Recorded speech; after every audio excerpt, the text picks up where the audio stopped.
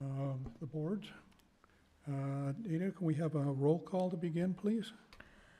Yes, sir. Mr. Nelson? Here. Mr. Ceniceros? Here. Mrs. Barnett? Here. Mrs. Sashanek?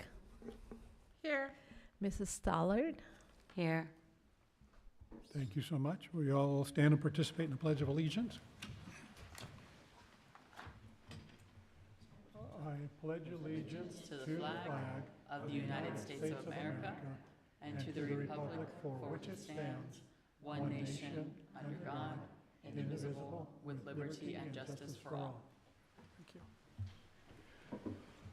You'd all silence your cell phones. We'd like to acknowledge a moment of silence, please.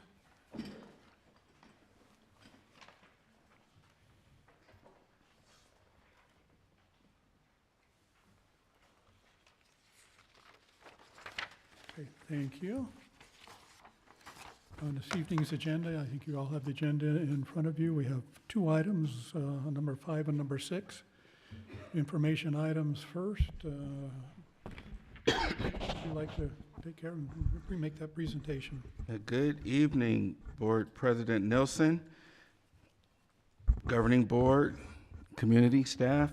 I'm excited to present my entry plan update. When I came into the district back in July, had a plan in my head of not really touching anything, just seeing what was going on in the organization. And so when I came in, I knew it was extremely important for me to come in, assess the district, and to identify the needs, set a foundation for our long-term success.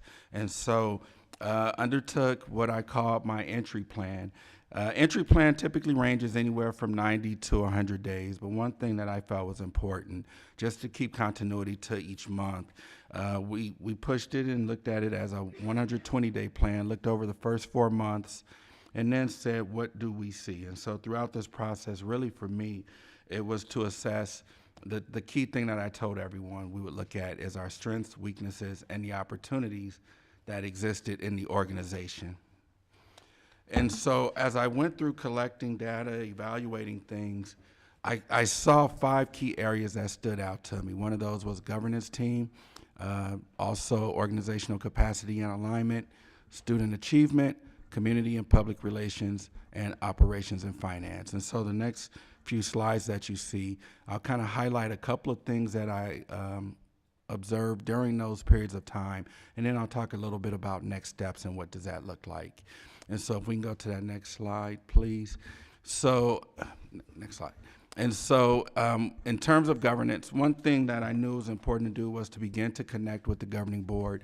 And so one thing that I sought out prior to actually starting in July was meeting with governing board members, trying to get an understanding of what it is governing board was looking for, and how to support the needs of the organization through their lens. And so tried to take a lot of time to do that, went with several governing board members up to Flagstaff, had an opportunity to just spend a little bit of time to start to learn a little bit more about each board member throughout the year. And one thing that I hope to increase or improve upon is just more opportunities to meet with board members, just so we can have conversations to ensure that we're continually connecting and making sure we're moving in the right direction for the district and the community.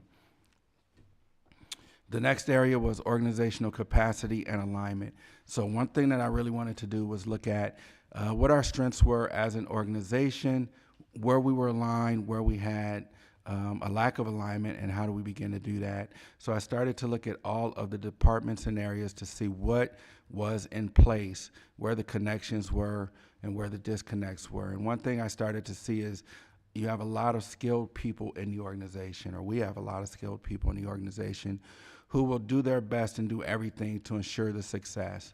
One thing that I saw, though, was there were some areas where the alignment wasn't there. There were some areas where there was too much overlap, meaning there were people crossing over into other areas. So sometimes what it did was it delayed the work and the progress moving forward, because sometimes things would go through multiple layers or multiple individuals, or it would be reviewed. It would be multiple people would be looking at it at the same time, not necessarily knowing they were on the same item. And so one thing we're looking at now is how do we kind of hone that in so that every individual is focused on their area, is streamlined, is targeted, and very systematic. So we looked at that. We talked about communication. What does that look like? So we started to look at how we're communicating district-wide. And so there are some strategies that we have that will be coming out moving forward. Area 3, student achievement. That was the easiest thing to look at, just simply because our data is everywhere, right? It's there with the state. And so when you look at the data, you start to see where we line up, how we align with that. And we started to see that there were some gaps across different demographic groups. And for me, equity is extremely important. All of our kids deserve an opportunity at a quality education. And so we looked at what are some of those gaps, what are the things we can do. And so a lot of that work has already started with our curriculum and instruction department, where they've begun looking at data to identify those gaps and what are some things that we can do moving forward to support that. We also looked at rigor, we looked at consistency of our work. One thing that was mentioned before is, as a district, we knew there had been a lot of work in professional learning communities, but what we started to see was just inconsistency in implementation. And so we've started those conversations with how to make it more streamlined and take a district level approach. And we've had a lot of success and a lot of buy-in with that. And so those are some of the next steps to support us there, but then also to look at financially, how are we supporting our academic programs? So looking at our grants, looking at our M&O dollars, looking at all funding sources to figure out how do we begin to target our dollars directly at what our needs are so that we're more strategic in our work. So that next area is community and public relations. And so for me, one thing that was important was to get out and just show everyone I'm in it with you. I'm here in the community. I want to be a part of the community. And so took opportunities to meet with different teachers, different leaders across the organization and the community, parents and others. And so I held my listening and learning sessions. We held that throughout the month of September, visited all the departments and schools. My goal this semester, and I'm going to say it out loud just to hold myself accountable, my goal is to visit every classroom in the district this semester so that I can see every single classroom. First semester, I was in several classrooms but didn't get to all classrooms. So this semester, it's every classroom. Worked with a lot of different groups, had consistent meetings with my advisory council. So as you all see, I have a parent advisory council that we meet with regularly, teacher advisory, education association, as well as the Student Youth Council. And so we work with them, and one thing I wanted to do was kind of change that group to truly provide feedback, support, and get information from them on how we can begin to improve in certain areas. I have meetings with a couple of those groups next week, and we already have some strategies to engage them more with regards to communicating, because one area that I know we want to begin to look at is our not just recruitment and retention of staff, but of students as well. One thing that we'll talk about at a later date, governing board, is our work with trying to look at our capture rate in the district and how do we begin to get more students in district. There are a lot of things being done by our, great things being done by our staff, and I don't think everyone knows that. And so it's really for us to communicate that and make sure the entire community knows. And then the final area, operations and finance. And so most of you are aware that one of the reasons that most school districts get in trouble is finance and operations. And so I made sure that we really took a deep dive into this area.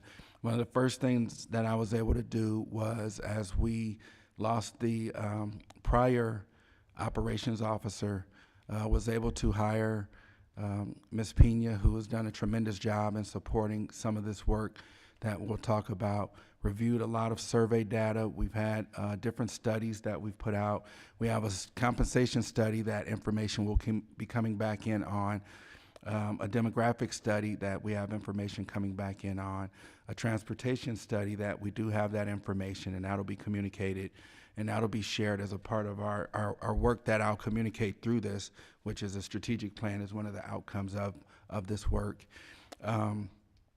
Really looked at our financial projections to see how do we continue to thrive and grow as an organization, especially when you see other districts having financial challenges. We're in a great position just simply because we don't have a decline in enrollment as some of our surrounding districts, so we have a benefit there. But it's for us to take advantage of it, to continue utilizing that information to make sure we can continue to grow and grow as an organization and just make good, solid decisions. And so the next steps, the first thing that I saw from this is we needed a true strategic plan and an opportunity for us to identify what we're going to look like over the next 5 years. And so following my presentation, we'll have our consultant group come up and they'll share some information about our next steps with the strategic plan and what that'll look like. Also, some areas that we saw is just district reorganization. Again, everyone had this wide range of things they were engaged in. So it's really to start to narrow that work down. One thing that I found is when you're able to narrow down and people are able to have a laser-like focus on the work that they're involved in, you start to see the gains and you start to see the improvements in those areas. And we know that'll help with some of that. So at our February meeting, we'll bring up the district reorg recommendation that I have. Also, employee experience. One thing we really want to do is ensure that all of our employees feel valued as employees within the district. One thing we really want to do is look at opportunities and experiences to help them be a valued part of the Littleton community. Also, increase data engagement to drive our decisions. And so we know there's certain data we need to look at, but what we've identified now is these are the specific data points we want to begin looking at, because these are the things that will provide us data that will move us forward as an organization. And then the final few things, professional development, capital projects prioritization, which is important. Some of the buildings in our district are aging, and so a lot of the work we're going to do is how do we make sure we maintain, but then begin to rejuvenate some of those buildings. And our final couple of things, public relations and community engagement, as well as strategic partnerships. For me, it's extremely important. As you know, my background and my last opportunity I had really focused on a lot of those strategic partnerships, because that's kind of the lifeline of our community. So for me, it's been working with different partners, identifying those partnerships, and then looking at how we can build those up to connect them with the community or with the school district. So that is it. And again, for us, and I'll say this, and you've probably heard this saying before, really it's to move us from good to great. We've done a lot of solid things. Now, how do we take that to that next level? How do we move from good to great? And so for me, it's been an amazing first semester, and I know the coming semester and years will bring a lot more prosperity for our organization. So, any questions? Thank you, Dr. Lafitte. Are there any questions from members of the board? Comments? No, thank you, Dr. Lafitte. A great plan and a great strategy moving forward, and I think you've done a great job. I think we've had a lot of meetings and we've discussed a lot of the things. Some of them are in the works, and I'm really excited for the direction that we're heading. I just want to make sure that all that data we're collecting from community gets processed somewhere. That eventually the board can see that data. Whether that's at our board retreat, hopefully, that we can see all that data from the surveys and everything that you did when you were going out and about in the community. But just recognizing all the amazing work that our staff and students are doing. But also when we make mistakes, taking accountability for them and making sure they don't happen again. So I'm excited for what's ahead. Thank you. Thank you. Ms. Barnett, do you have any comments?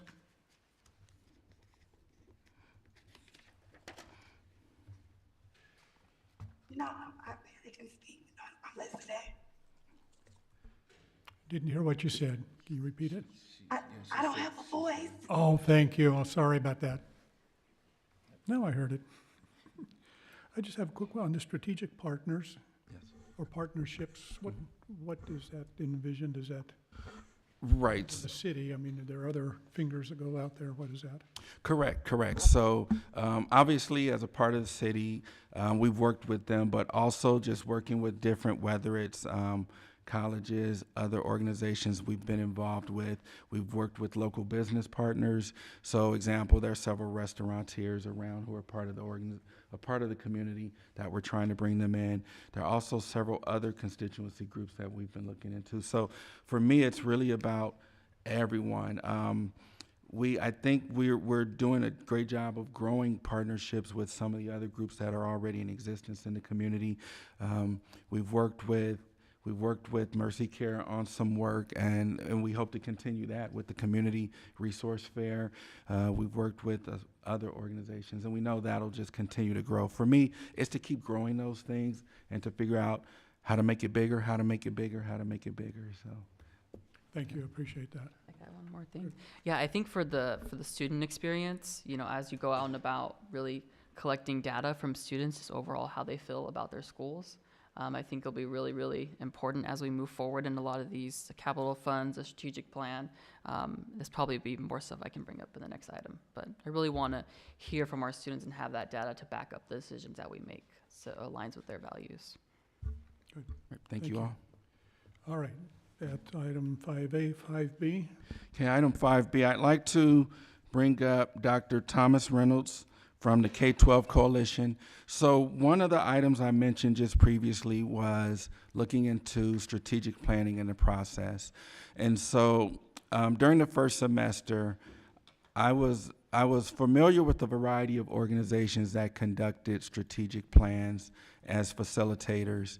And, I reached out to some of my network to identify some of the folks that they found. And after going through a process where looking at several items, looking at what was offered and what was provided, it was believed that this would be the right organization to help lead us with this work. And so I reached out, and they engaged with us in this work. And so I'll turn it over to you. Okay. Good evening, everyone. I'm excited to represent K-12 Coalition this evening. And just to tell you a little bit about K-12 Coalition before I introduce myself. K-12 Coalition is a consortium of several organizations that have come together to provide specialized support for schools. This includes teacher recruitment, teacher retention, alternative certification, professional learning, academic support, as well as strategic planning. My name is Andrea Thomas Reynolds, and I am the Managing Director for our Strategic Planning Division, and we can go to the next slide. I've been with K-12 Coalition when it was a part of Inside Education Group, so since 2018. And prior to that, I have about 25 years of experience in working and leading districts, conducted over 52 strategic plans for districts, and we're excited to bring this resource to your community. And good evening, everyone. My name is Grant Geyer. I'm visiting out here from Colorado, where I worked as a senior leader in Denver Public Schools for many, many years as the chief of strategy and several other leadership roles, including those in operations and academics. And I did want to mention really quick that your superintendent mentioned you really have the advantage of enrollment continuing to increase, and I can't stress enough how important that is. Most of the districts in Colorado are going through pretty significant decreases in enrollment, which create all sorts of different challenges. So you're in a really good place working through this. Okay, we'll go to the next slide.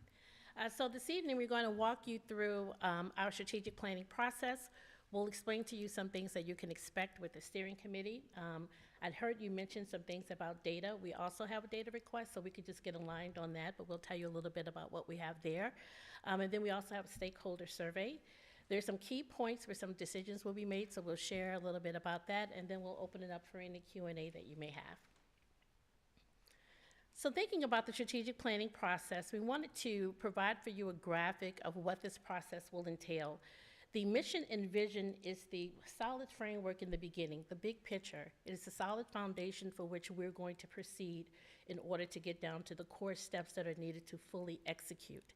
From that vision and mission, which really comes from the board and its vision and mission, but also to a superintendent and the team in executing that. So we do align on core values so that it's articulated. What are the core values for this district? What do the stakeholders say relative to that? What's their input? with regard to that, so that all are aligned in understanding what the district will be doing over the next 5 years. From there, you then move into your priorities, and you get your priorities through the surveys, right? What are people saying that they want to see over the next 5 years? How does that align up with the data? And then framing those priorities with some strategic steps to move forward. Now, we also have the option of a portrait of a graduate. Typically in our strategic plans, this portrait of a graduate is for that graduating senior. However, in this district, you could poise your portrait of a graduate for those students graduating from 8th grade, going into high school, and so you're going to be looking at their readiness for high school. And so that's one way to also engage the parents in that process as well. From there, you then outline your strategies and core initiatives that you're going to pursue. Then more importantly, it's the goals. Where do you want to be over the course of the next 5 years? And what would be those key performance indicators along the way by year, those goals to help you with getting there? And in order to do that, you really need actionable steps that are very detailed. And this is where your departmental leads, your superintendent and his team, as well as your school leaders at their facilities, will be able to execute on the plans for their buildings to fit within your larger plan for your district. So a really critical piece of this entire process is assembling and working with and collaborating with a steering committee. And we typically recommend a steering committee of 25 to 30 different members consisting of a variety of different roles. So district leadership, school staff, school leadership, students, parents, community members, and other key partners. And we really approach this from the standpoint of all voices are equal and all voices are contributing to the process on a level playing field. Note there are 3 different sessions for the board to weigh in on this process and provide feedback. So as we're working with the steering committee, we're also bringing a lot of that ongoing work to the board and sharing that information for you to weigh in. And the members should really be selected to represent all different demographics and areas of the district. So really thinking about the demographics that are represented on the steering committee, and do they represent the larger district as a whole? Do they represent the different grade levels and areas of the district as well? And then really want to point out the last piece around power brokers and really highlighting the importance of bringing on members who have influence, including the lived experience of the work as well, and how important that voice will be in assembling the steering committee. We can go to the next slide. So the steering committee's role, what is the value of the steering committee? They're advising on an ongoing basis on the development of the plan, and I'll talk about next steps in just a second. They're really elevating the voices of the stakeholders, and they serve as essentially ambassadors for the project. So they are out there creating buy-in and really serving as ambassadors for that work. And throughout the entire process, we're going to be bringing them information. We're going to be bringing them sample plans, data, and things like that, and they're going to be providing thought leadership on the ongoing development of that plan. Ultimately, this really creates a lot of credibility and buy-in, having this diverse representation as part of the strategic steering committee. And the next slide. And then, so for the stakeholder survey, we're going to be working with your team to send out a survey. It's typically available for 2 or 3 weeks. And we engage a variety of stakeholders to just gather more information to understand what those priorities should be in the development of the next strategic plan, and bring that information to the steering committee to help advise on which direction to go and which key priorities should be set, and what those strategies and goals should look like. So we will be bringing information to that committee based on things like survey and other data collection, and they will be advising which direction to go. Okay, so as we think about our steering committees, there'll be 6 different committee meetings that will be held. The first meeting, we're going to take a look at sample strategic plans, just to give you an idea of what's out there and what is your vision that you're trying to achieve. What do you want it to look like? That second plan, we're going to begin to dive a little bit more into the core values, looking at some of the your vision, your mission statement, leading to the priorities. From the surveys that would have been gathered, from some of the data that would have been collected, we start putting that all together so then we can identify what themes are we seeing, are they recurring in schools, are they happening across all of the schools, so that it bubbles up. You're gonna get a list of a lot of things, right? And you can't do everything. So you're gonna have to really sit and prioritize what are gonna be those big bucket items that will move your district forward to the vision that you have for the next 5 years. Followed by that, in that data analysis, we begin to start breaking that down. What's the strategy you're going to pursue? What, if any, initiatives you're going to pursue? And how are we going to know if it's successful? Not only from a data standpoint, but what does it look like? What does it look like for the parents? What does it look like for the students? And what does it look like for your staff? So everyone can see themselves within your plan. After we've done that, we've come up with what those progress goals will be. You've identified who will be accountable, which divisions, and it's not one division that's going to be handling these, because you're working cross-collaboratively. So you may have one person who owns it, but they're working with multiple divisions, multiple schools in order to get that accomplished. We'll do a final review of that with that steering committee before then sharing it publicly, that we believe that will be done sometime in July. Next slide. This is just a list of what we would typically request for data from our district. This is at the high school level. We will be making adjustments for this for the middle school level, really looking at the readiness of students going into high school. But this is the type of request that's done. This information is then uploaded, and then we have an analyst who would then help us with identifying what are some big themes that we could then share back with the steering committee.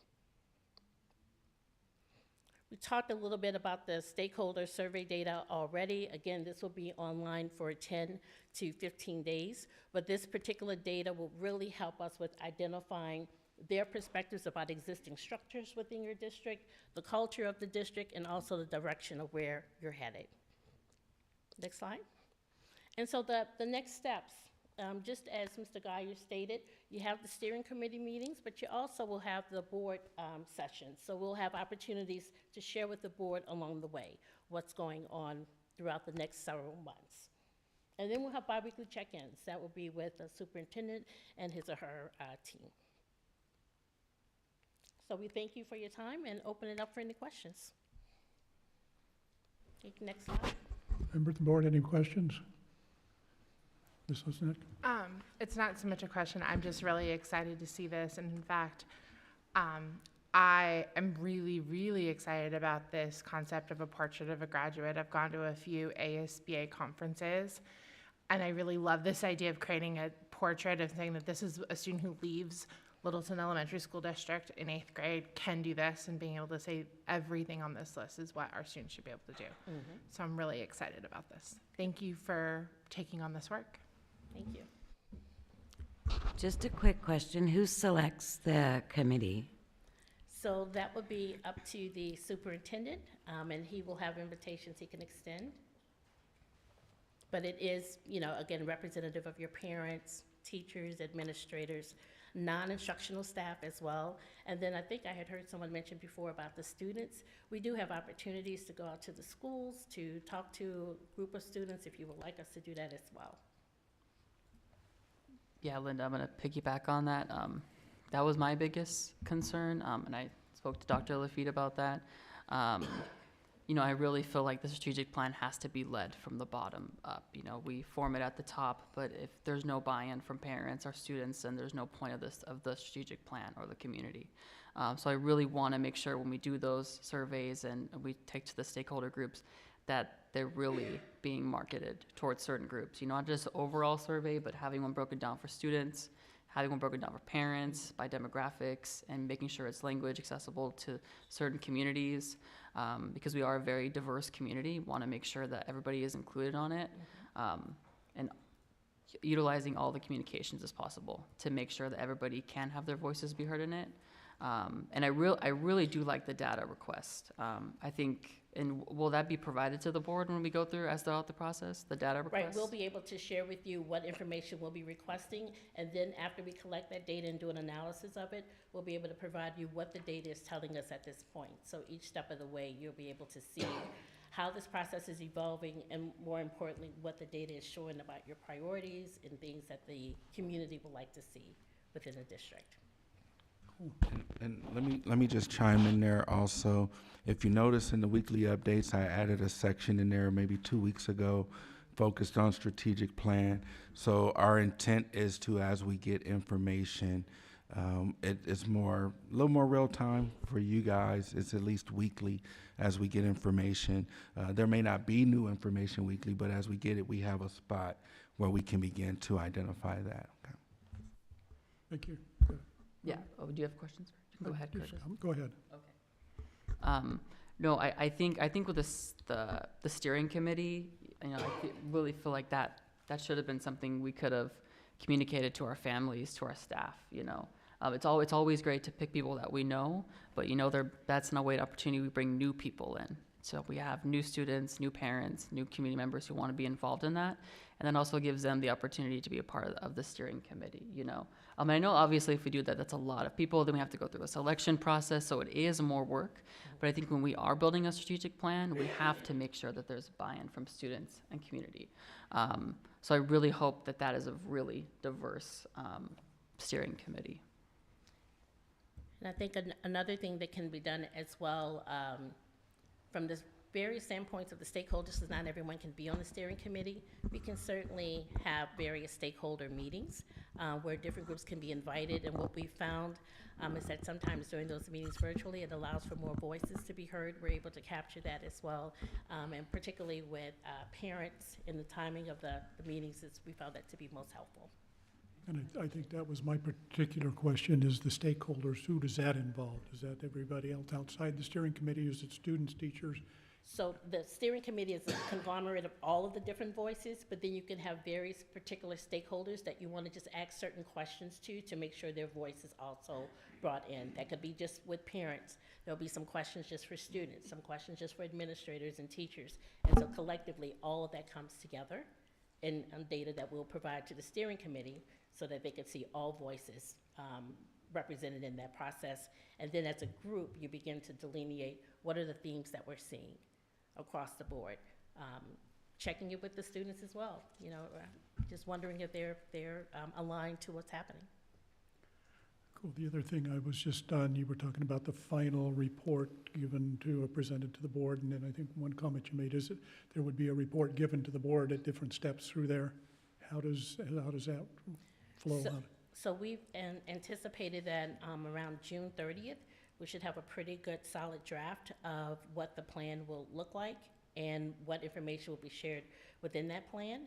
And then we can come before the board, and then share that information with you. But we'll also be providing that with the superintendent well before then as well. And we do have it projected. I think we put, it's on our July meeting to bring that to the board for discussion and adoption. So all this work will be done between now and July? Correct. Yeah, what will happen, and Dr. Thomas Reynolds brought up the steering committee. So after this evening, we wanted the board to be the first to get this information.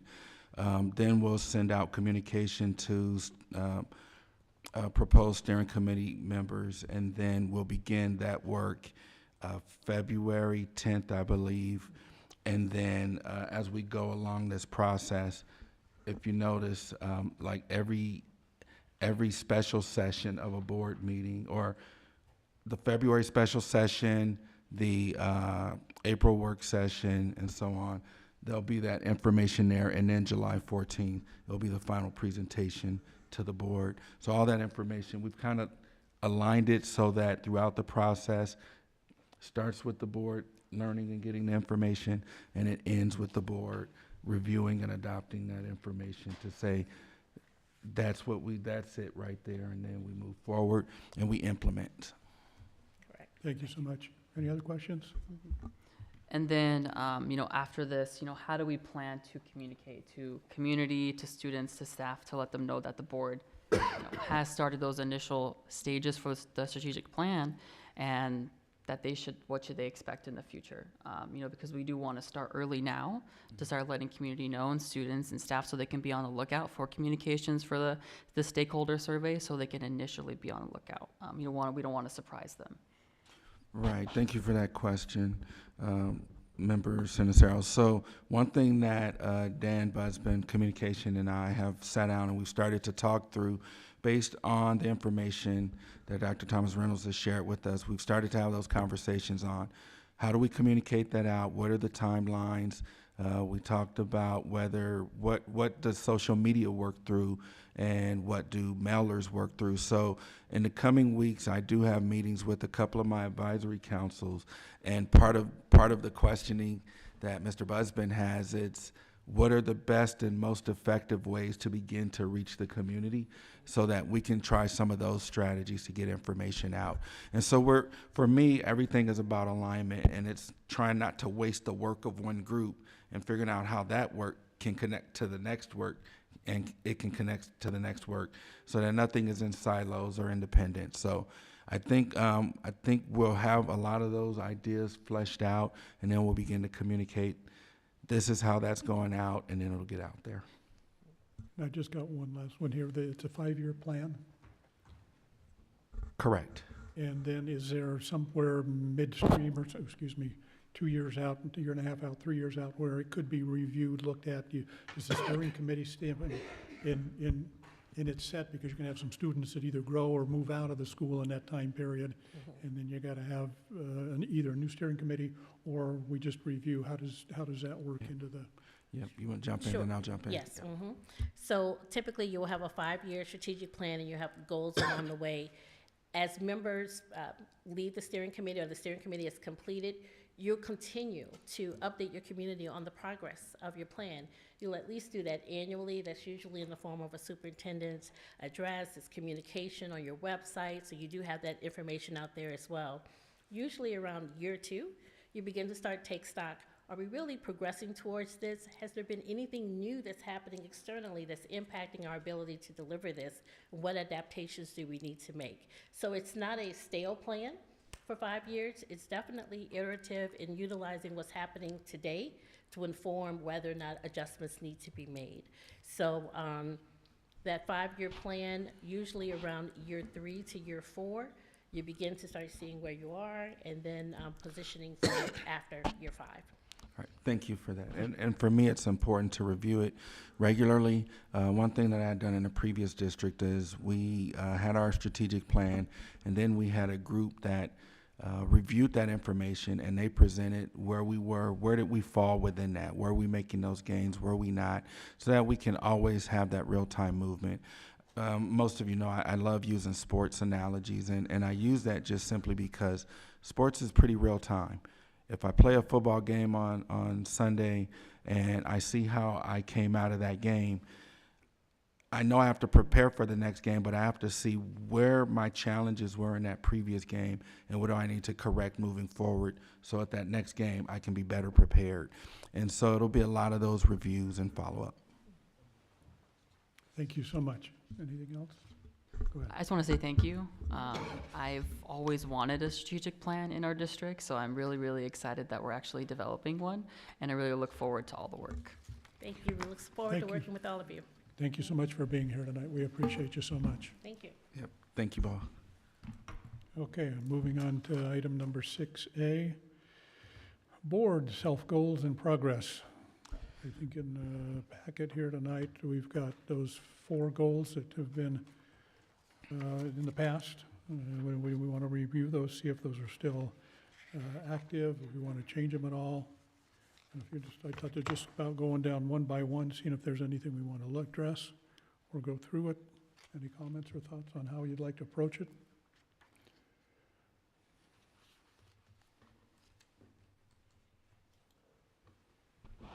If not, just start off with goal number 1 right there.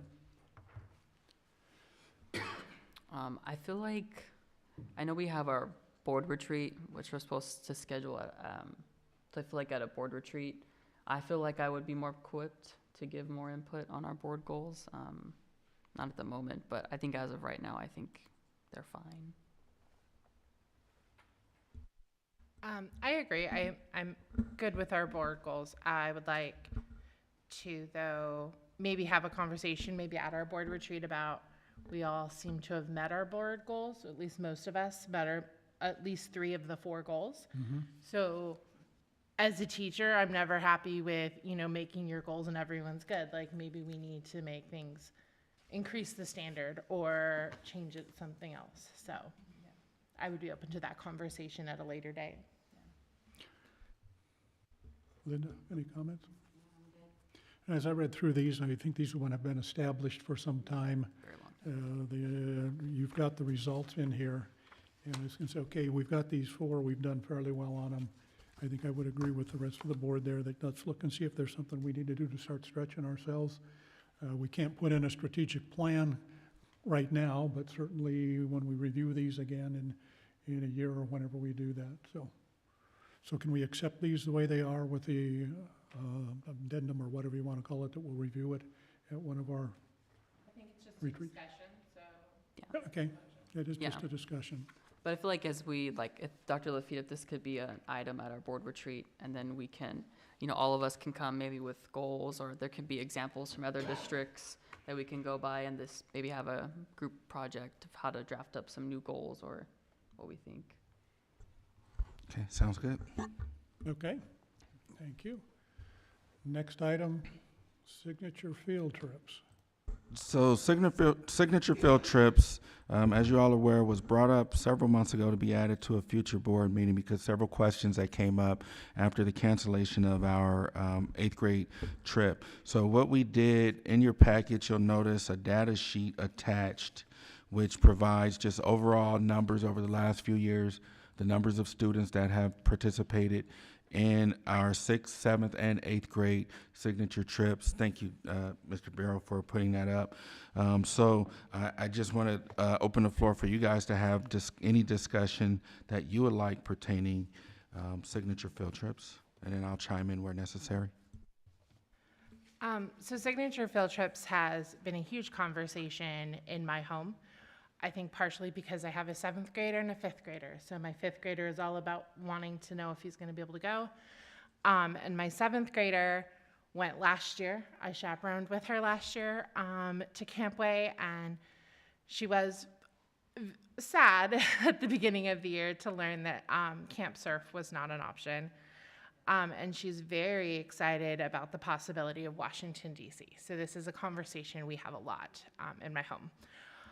I love these experiences that we offer our students, but they are very expensive experiences, and I do not feel that the majority of our student population can afford all 3 trips straight after, one right after another.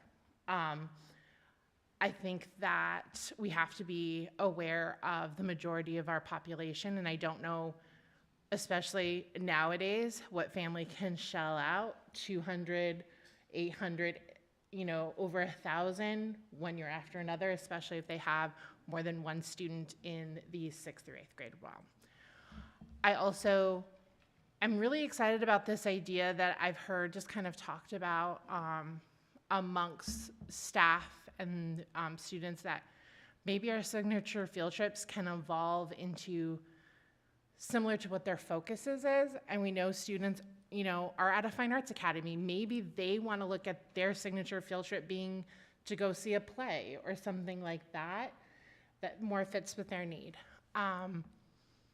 So I want to keep this idea of a signature field trip and these big field trips for our kids, and having them experience things that they may not always get to experience. But I want to make it so that the majority of our students can go, and our majority of our parents can chaperone if possible. We had this conversation last year about the cost of parents going. I am lucky enough that my family could afford for me to go as a chaperone and for my daughter to go, but I didn't think a lot of our families could afford for the parent to go, also taking the time off work, because these trips are overnight trips.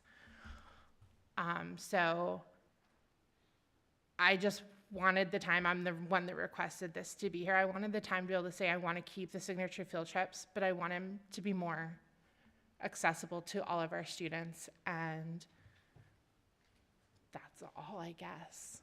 Well, that's pretty good. Come on, keep going.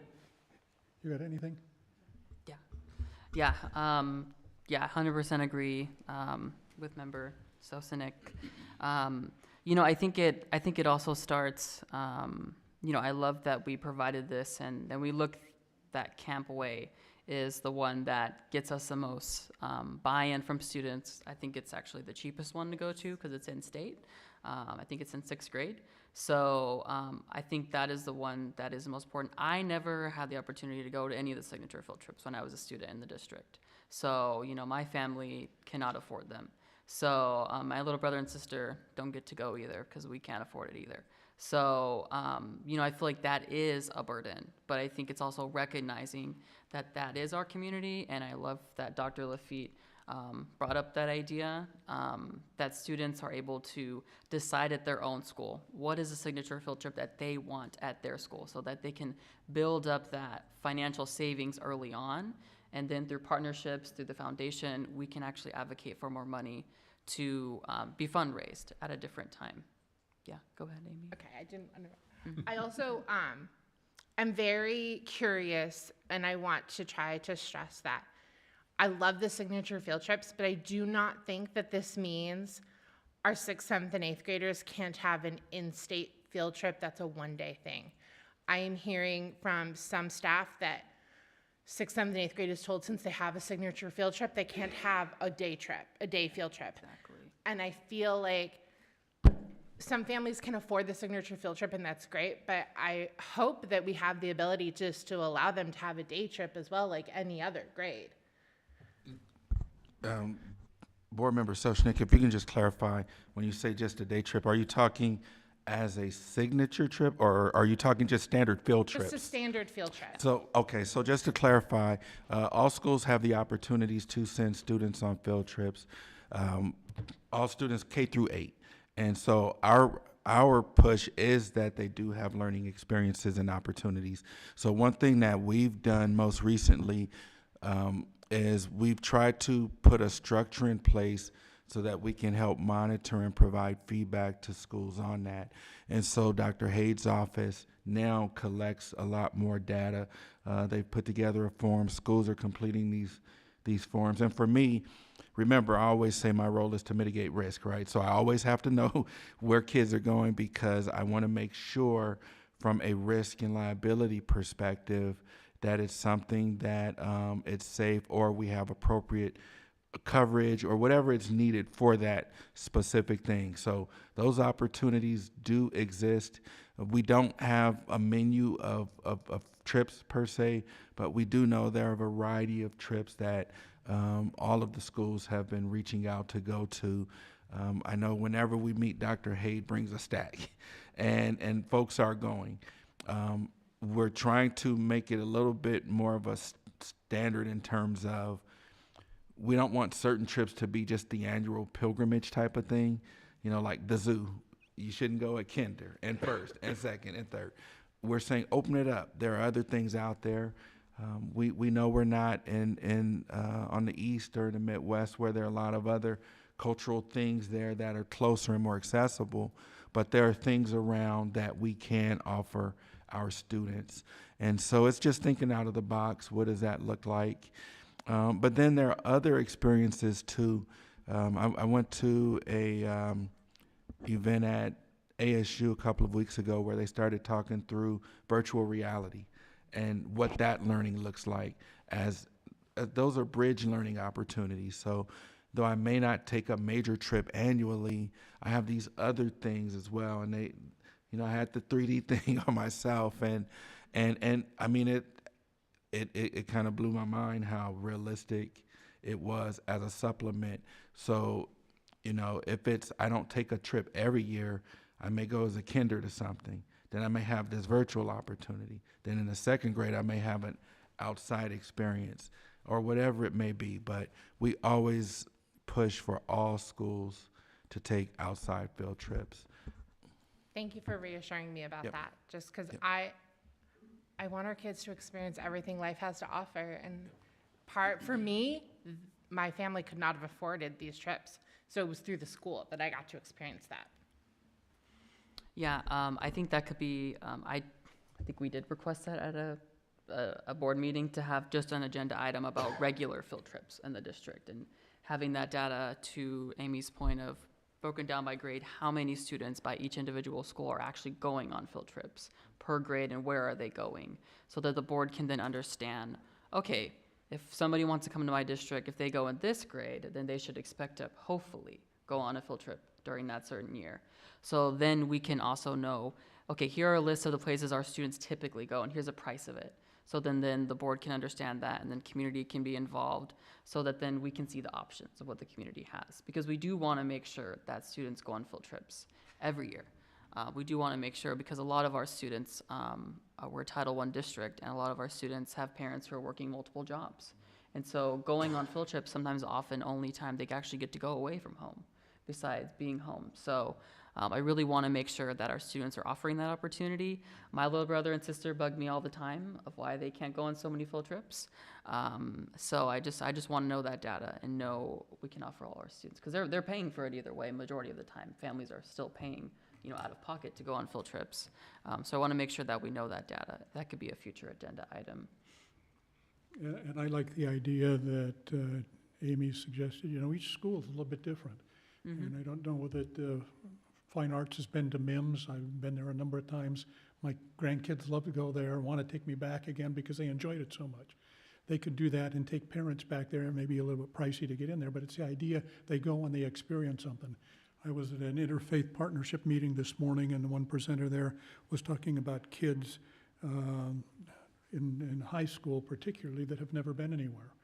And they had an opportunity to go to some camp, I don't remember where it was, in the trees up in Arizona, upper Arizona up there, and they filled up the list of wanting to go in 2 days, but they came back and they'd never been in any place like that. They had no idea that these things existed. And I think if we're going to, teach kids what, the world's about, we ought to give them the experience. If we wanted to go to the fire department up here or the police, that's amenable here in our community. Some of the other places, in Goodyear, Tullison, they all have some things that would be amenable to the focus of each and every one of the schools. And I think it's just an idea of getting you what it might be, getting to see what the risk might be, but giving those kids an opportunity to understand, hey, I might want to be this when I grow up. So that by that time they're in 8th grade, they got some type of a focus as to whether to go to.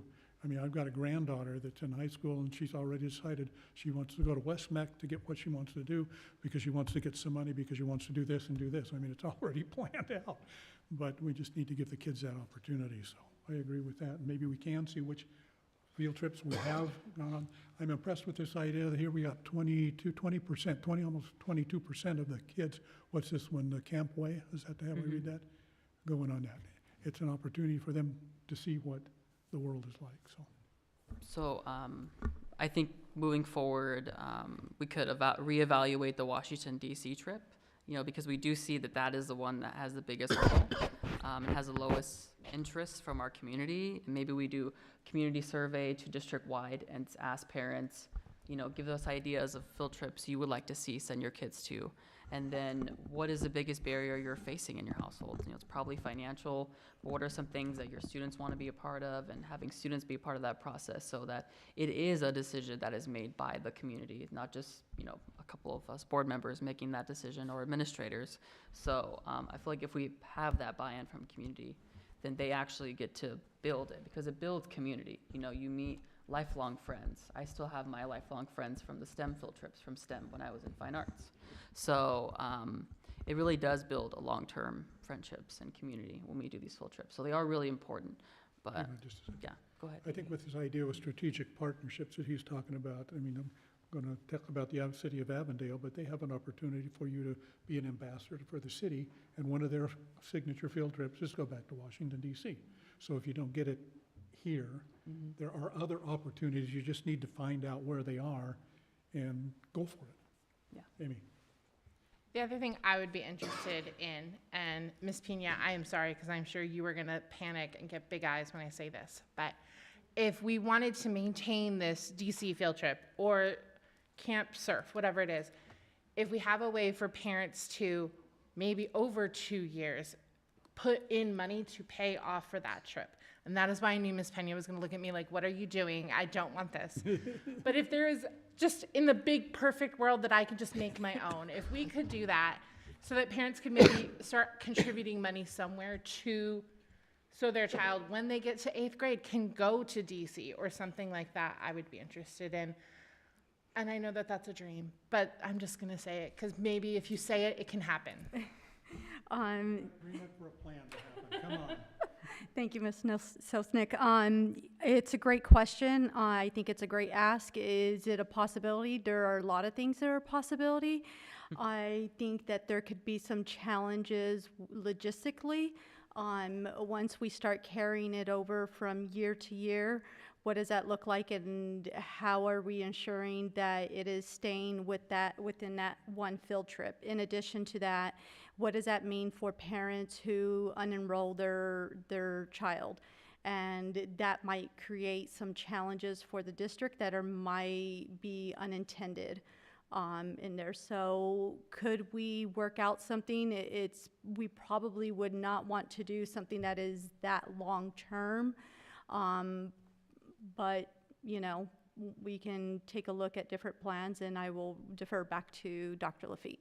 And maybe with that, I know DC, we use a travel agency with that, so maybe we look at them and say, would you offer this? And we cut out ourselves as the middleman in that. That's a much. That would be the recommendation. that would. We it's for us. We try not to put ourselves in situations where there's a risk, right? Where it comes back on us, and then when you're carrying money over years, that could because they have to go into special accounts, that becomes something that can be frowned upon as well. We can look at what options are available. For me, I'm hearing that opportunities for field trips are a great thing to continue looking at. I just want to make sure I'm clear on this.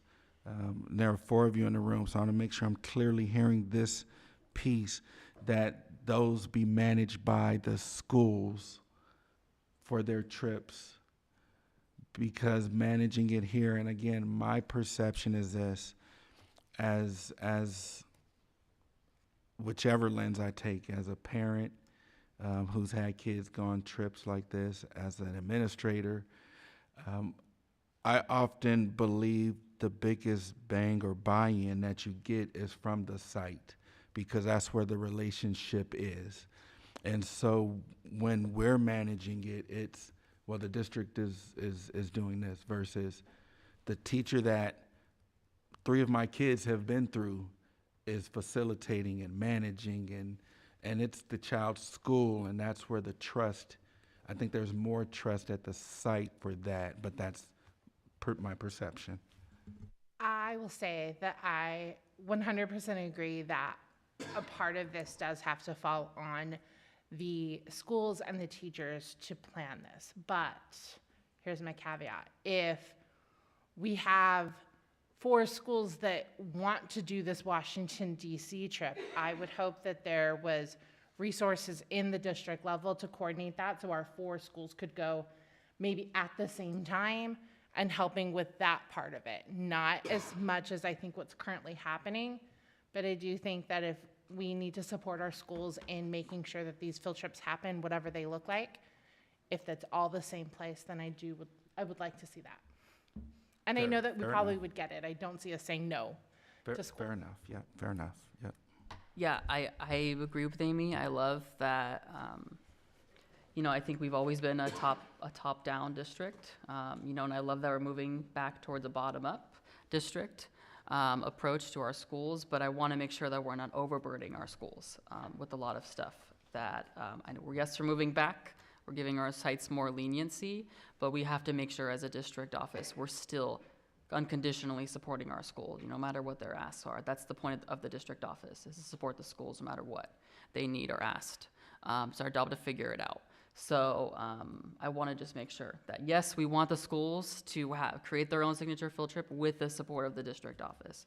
I agree with Amy. That's really, really important. Otherwise, it creates more burnout. It creates more long-term turnover for sites of leadership. So, and obviously, I want to hear the feedback from the principals on how they feel about that idea, whether they agree with it or not. But I'll just pick on strategic for a minute. I mean, it doesn't have to be strategic, at least in my mind. If the schools want to do it, they can get the support here. Yeah. And it's a one-day, or I don't know. I was talking when I was a kid. I had an opportunity one time to go down to the stock marketplace down in Salt Lake City. And that's where I first got my interest in stocks and bonds and things like that. And I think I was a teenager at that time. But if it's just, you know, the one school, whatever it might be, just to the kid, young person, whoever it might be, I see something now that interests me. I see that as a one day or maybe within the strategic one, still. But I will say, as a teacher who for 7 years, was in charge of taking our 8th grade trip to SeaWorld, I know that I needed the support of the district for certain things that I could not handle because I was in front of students for my 8 hours of the day. So I want to make sure that we still are supporting those teachers if they are spearheading this, to getting them what they need. So, because their first priority overall is to teach the students. It is not to coordinate that field trip. Yeah. And then I want to also say that, you know, we also do have to rebrand ourselves as a district because we did cancel our 8th grade signature trip this year. You know, and I would, you know, love to continue to see the accountability measures on that, you know, how that happened and why it happened and with the miscommunication to parents and staff and families, but also to make sure that we show that, yes, this failed and that we are sorry that this happened and we're going to take accountability as a district, but here's what we're going to do next to make sure that something like that never happens again to our community. Because, you know, this is the last experience most families are probably going to have within the Littleton district, and that's not a good experience, and that doesn't make our district look good. So I want to make sure that we're monitoring that, but I feel like the surveys is really a big way for us to bounce back and make sure that we're able to get that direct feedback from students and community and parents. That got you enough information at least? Yeah, so, yeah, Governing Board, thank you for that. Just to throw out there, we're always going to be a support. We're always going to be a resource. My statement was more in lines with it has to initiate at the schools because for them to identify what those components are. The one thing I can't always guarantee is that a trip will always be successful and go. I can never guarantee that, just simply because it's up to individuals wanting to participate and so on. And even like this, I can tell you why it got canceled. There were no balls dropped. Only 3 parents signed up, and so because of the number, it didn't meet the minimum threshold. So that was a kind of an easy one to say we can't continue, just simply because over time we've reached out, we've made these communications, and we've only had so many people sign up. If we had made it to that threshold, then we would have gone on. I think the threshold was 10. So if we would have made the threshold, it would have continued. We just didn't make the threshold. And so we'll see how that moves forward. Some individuals may decide they found a different trip they want to go to, and you know, and I'll congratulate them on that and give them whatever supports they need to be successful at that. So. Yeah, thank you, Dr. Lafee, for that background. But I think moving forward, you know, in the next field trip item, this could be in a board update, is what is the administration's plan moving forward, so we have a timeline of communications that we should expect. So when Meet the Teacher Night comes around, here's what the administration's going to do to make sure that parents are communicated effectively, that they learn about the signature field trip, so they have time to plan about it. And then during each school year, when is the timeline that the communications department expects to actually let families know and let staff know, so that staff can then let students and parents know what they should expect with that school year. And I don't know if that's happening. I don't know the answer to that, but hopefully something like that is happening so that we don't end up in that. Because I don't know, I know you said all the schools are going to make their own decision for this year, correct, right? Correct, that's the plan. Yeah. And then has there been any progress with that or any of it so far? I'll defer to that one. Dr. Haight?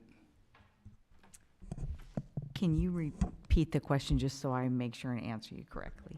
Oh, I just wanted to know what update was there for this school year for the 8th for grade Camp signature Way. trip, for the 8th grade signature field trip this year. So the 8th grade signature field trip has been passed on to the school because we did not meet the threshold. The signature field trip that the district is currently running is Camp Way. Okay. Which is the 6th grade one. And my numbers earlier today, I think 51 students have signed up for the trip. Okay. And how many communications have we sent out as of right now for the 6th grade one? I would have to send that out, have Dr. Lafitte send that out in an update. I wouldn't want to tell you a wrong answer. Okay. It's anecdotal, but it is all over my Facebook from all of the schools sharing it. Okay. Yeah, because I think multiple communications, whether it's through, think we changed our parents thing. It's not Parent Square anymore. I think we moved it. I don't know what the new name is. Parent Square was Remind. So it's Parent Square now. Of how many reminders have we been sending out to parents in that grade for that? And then how many communications have we sent out via emails and then letters? Because it used to be paper. I think we used to send out when I was in school. It used to be paper that I used to go home with a packet of update because there used to be a session. So I just want to know what is the process and what is the timeline of communications that we should expect for families for each signature field trip with your guys' department's plans. So if that could be provided in a board update, I think that'd be helpful. So I just have the question for what Marcus said right there, the we part of it. Mm-hmm. Is it the district that sends this information out and asks the students? Is it the school that sends it out? I mean, where does the communication come from? And is it always the district? Should it be schools helping the district and So President Nielsen, Member Soshnick, and Cenicero, sorry, all of you. The district does send it out. Dan pushes it on Facebook, and then the schools trickle that down. So we do need to rely on the schools and the staff. For instance, the 6th grade teachers have been promoting the 6th grade trip because they're the closest to them and encouraging them and talking about that. So there might be additional communications out that I don't know about because teachers do it and we don't always track that. They could send personal communications through Parent Square to their students from one school or another. So there's probably more than we know, but we'll work to tell you the best we can. Okay? anything else? Let's move from that item to item C, which is just talking about the governing board retreat. Yes, Board President Nelson. So on April the 28th, we're scheduled to have a board work session. So what I would like to do is I have several items that I would love for us to address on that day. Originally, we had a plan that will be the entire day, so an 8-hour day.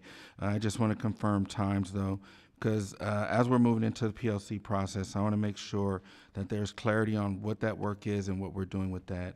Also to revisit norms. We have the work with K-12 Coalition with strategic plan on that day, and then the goals that were asked to be brought back up again. So I would love to keep that 8 hours blocked out. If we end early, we end early, but I would love to block it out and say, let's, if possible, if we could start our day at 9 a.m. and then we'll provide lunch for you guys here. But then if we end early, we end early. Is that? That's fine. It'll be in the boardroom? Yes. Yeah, right down there. Okay. For our next few, for a couple of our special sessions, I think on February 24th, and then the work session on April 28th, we do plan on having that in the boardroom, and we'll set the tables up as we did a few months ago in that square pattern, and so that we can have the discussion, and then that can be put on our YouTube channel as well. Are you available that date, Amy? Yes, Ada put it on my calendar so long ago that nothing else has been planned. Linda? It's fine. Rachel? Fine. Is that an aye? Yes. Okay, so 9 o'clock here on April 28th. Okay. Thank you. All right. Item That's number it. 7, unless you've got anything else. I'm sorry, but you said that that's going to be the norms and the goals So we're we'll gonna do, talk about? correct, we'll do PLC, norms, strategic plan, and goals. Okay. All right. And then I know during that, we have a special sessions meetings coming up, but could we have that discussion for the capital strategic plan for capital? Is that going to be a discussion then? So when we talk about the capital plan, that's going to tie in a couple of different ways, because we've started to have conversations about possibly going out to bond. Mm-hmm. There'll be conversations along that track, but we'll see how it aligns with the strategic plan work. So my belief is that part may not be ready then, but we'll see where we get with our time frame on that. I'm not sure where that'll be within that time frame. Still working on all of that. Okay. Okay, item number 7 is adjournment. Do I have a motion to adjourn? I motion to adjourn. I second. All in favor? Aye. Aye. Thank you all so much for being here tonight. We appreciate it. And Ada,